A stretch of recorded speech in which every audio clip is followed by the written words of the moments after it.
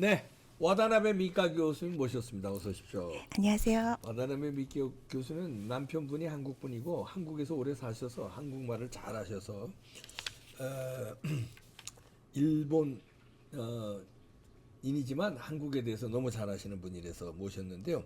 특히 요 주제는 뭐 우리 교수님이 잘 설명을 해주실 것 같아요. 지금 다문화 가정이 지금 한국에 많잖아요. 네네. 그런데 이거를 이제 순수한 우리 저 와다나베 교수처럼 이렇게 순수한 다문화 가정도 있지만 요게 간첩이 있다 이런 얘기가 지금 나오고 있어요. 그게 이게 큰 문제입니다. 문제다. 예, 얘기예요. 예.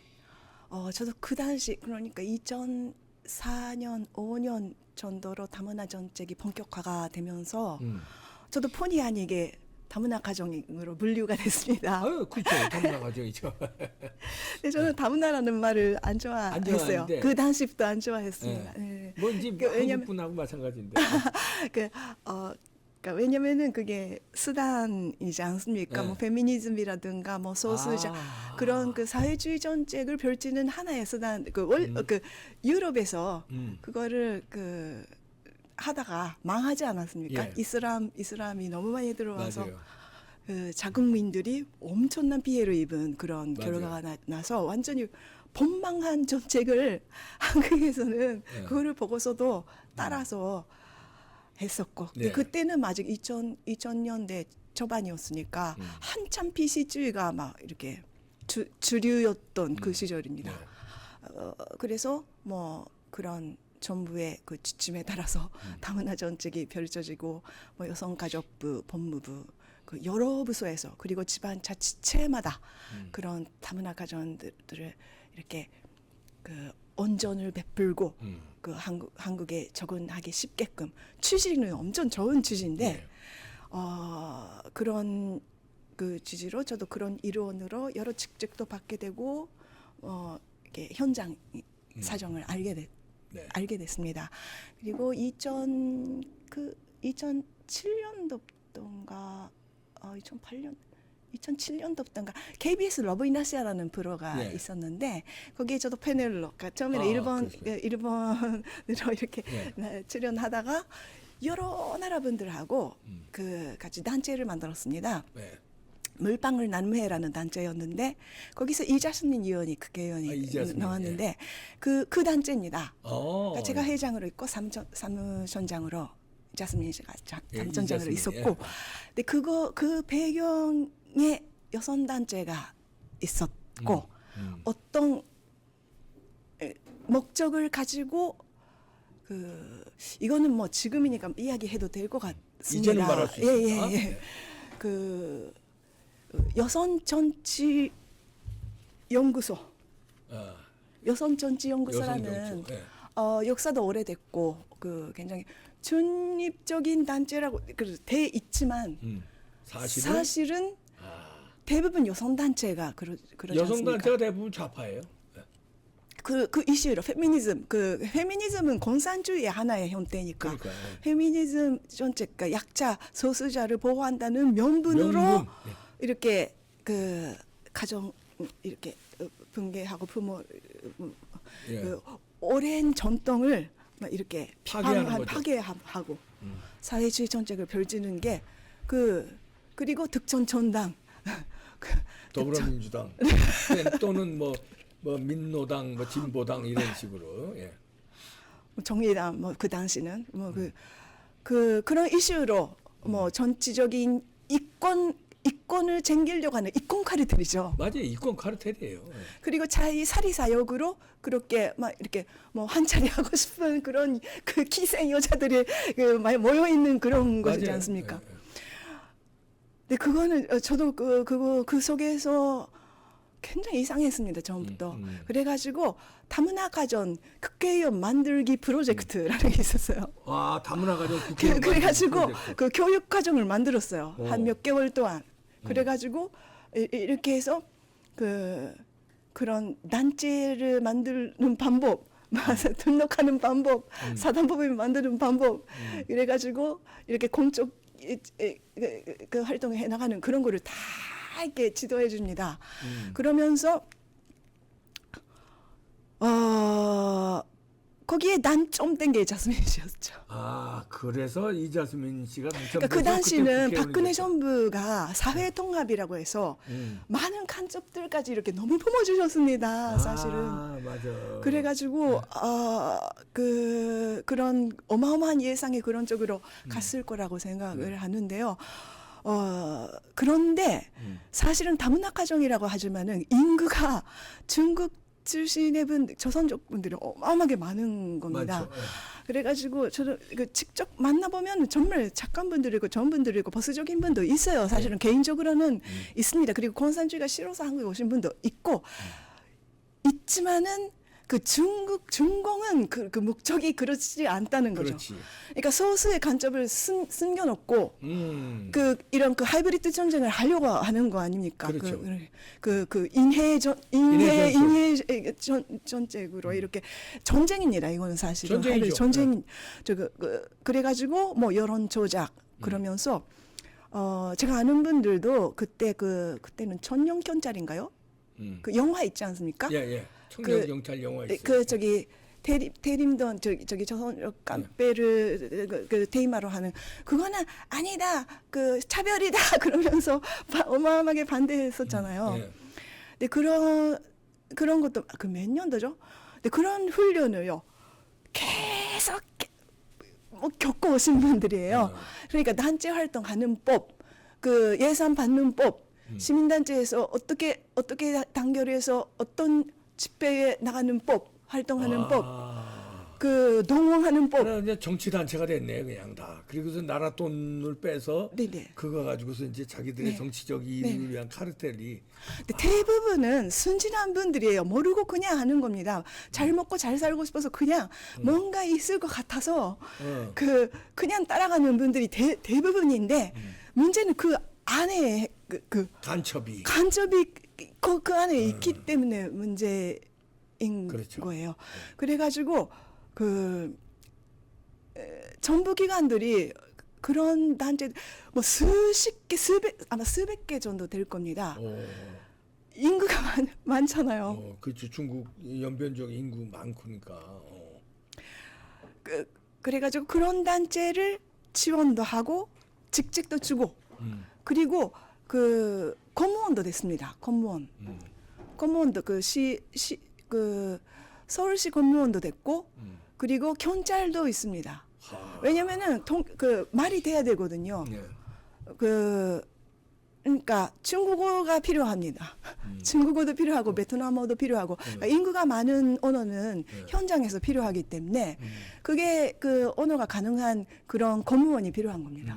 그래서 거의 여성가족부의 다문화가족 지원센터 직원 중에도 그 자리에 있는 분도 있고 그런 중요한 직책에 있는 분도 전국에서 찾으면 엄청나게 많을 것이고 그러니까 어디서 어떻게 조직화가 되고 어떤 순간에 동원돼서 어떤 일을 저지르는지 그거는 좀 더 조사해봐야 되지만 저도 다 조사해본 건 아니지만 그 과정을 지켜봤습니다.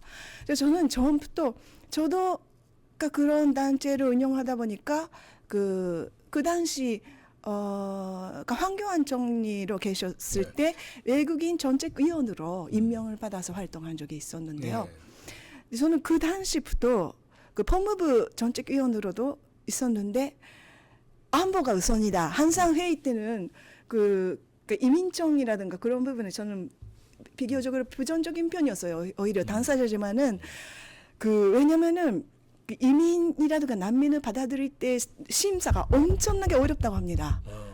간첩인지 간첩인지 아닌지 그냥 공무원이 끝까지 어떻게 그거를 심사를 합니까? 그리고 절대적으로 그런 인원이 부족하다고 합니다. 심사할 수 있는. 그렇겠네.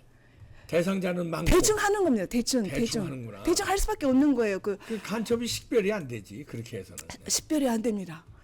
그래서 허술하게 많이 들어왔다고 보고 지금도 어디에 쓰면 거기에 얼떨결에 따라온 사람도 있지만은 그런 목적을 가지고 하고 있는 사람들도 있고 이렇게 쭉 흐름을 보면은 그러니까 서울시 행사 같은 것도 처음에는 다문화 행사다 그러면서 여러 나라 의상을 입고 이렇게 뭐 이렇게 파레이드도 하고 막 이렇게 행사를 진행하다가 네.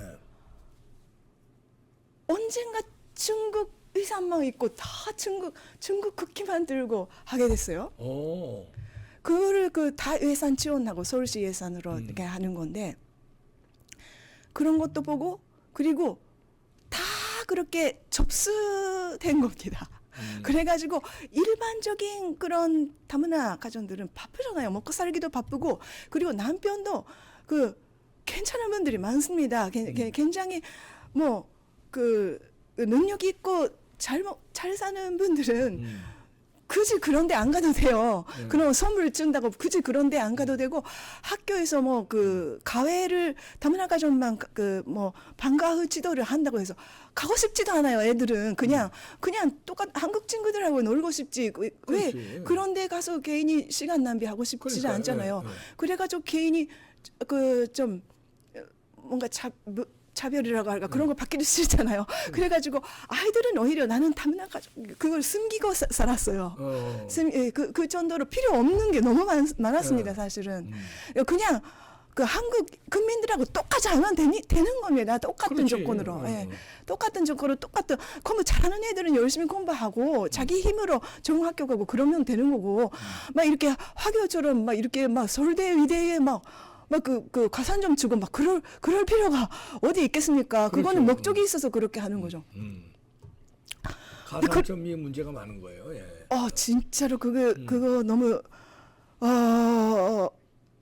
그런 거를 저는 그러니까 처음부터 하면 20년 정도를 지켜오면서 진짜 큰 문제다.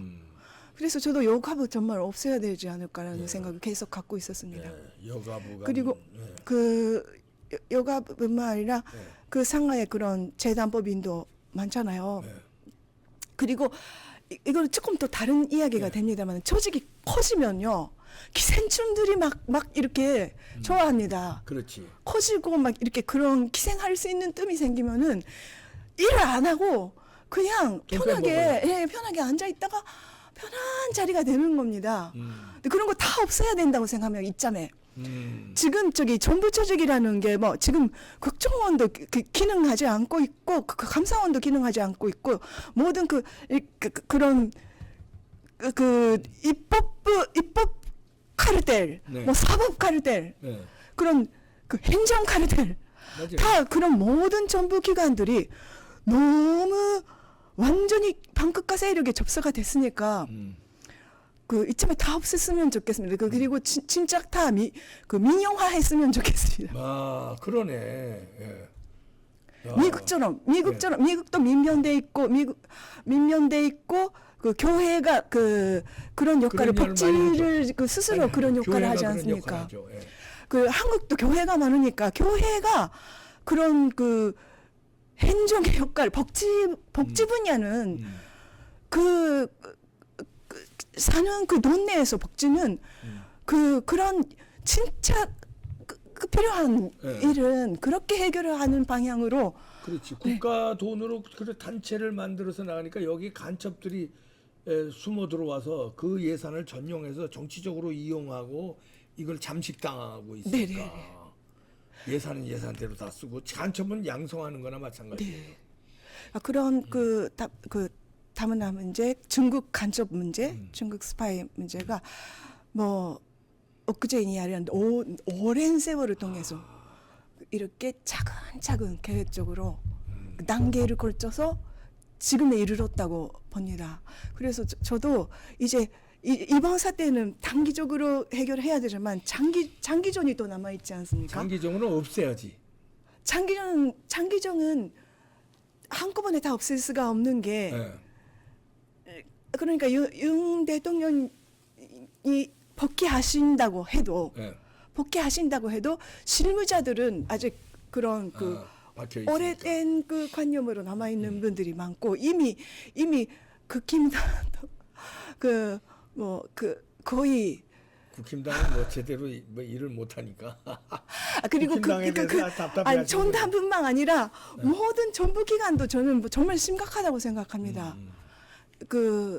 지방 행정도 심각하다고 생각을 하고 있고, 그러니까 지금 보수 이념이라는 게 가장 큰 중심이 되는 게 작은 정부지 않습니까? 작은 정부. 그렇죠. 미국도 그렇고 일본에도 보수층들이 하는 이야기가 감세하고 규제왕하고 작은 정부인데, 그렇죠. 그러니까 작은 어떻게 그 일본도 내각제라서 큰 좀 그거는 못하더라도 일본은 지방자치제가 또 나름대로 자치 그 힘이 있으니까 네. 어느 정도 되는데요. 한국은 모든 것이 중앙 집권으로 돼 있지 않습니까? 예.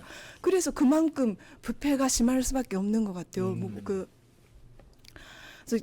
이제 이참에 새로 출범한다면은 그 부분을 정말 정리해서 그 민간 이제는 기업이 나설 차례라고 생각합니다. 그 교회하고 기업. 그러니까 기업이 돈을 내고 교회가 그런 그 뭐랄까 관리하고 예. 그렇게 해서 민간 차원에서 그러니까 예를 들어서 일본 같은 경우는 정보기관 있지 않습니까? 네. 정보기관, 그러니까 국가정보에 필적하는 능가하는 그런 정보력을 기업이 가지고 있습니다. 네.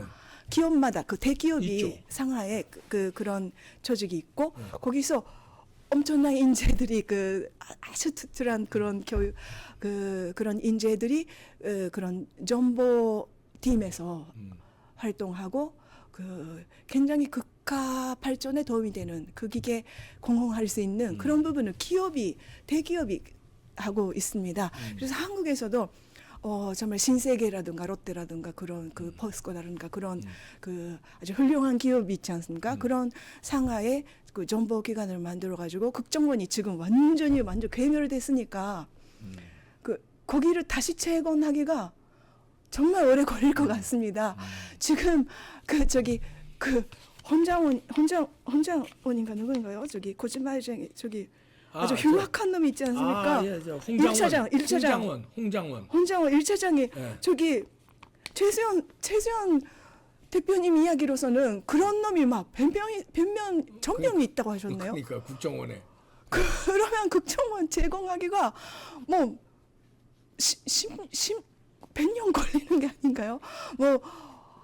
아니 그렇게 너무 훈련 받아가지고 거짓말을 너무 잘하지 않습니까? 네. 막 표정 하나 무서워요. 무섭잖아요.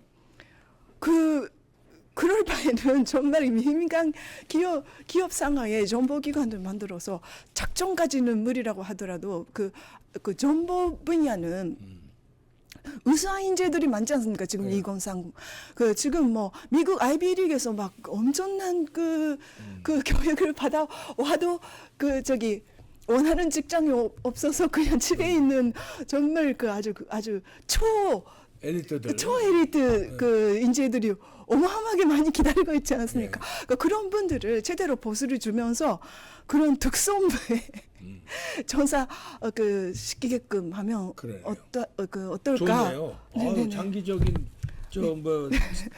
대안도 제시했네요. 다문화 정책, 지금 정책으로는 국고만 낭비하고 간첩 양성하는 다문화 정책인데 그걸 이제 장기적으로 국가에서 여가부도 없애고 교회와 기업이 자치적으로 하는 걸로 그래야 이제 간첩이 스며들지 못하게 국가를 노리고 간첩들이 들어오는 거거든요.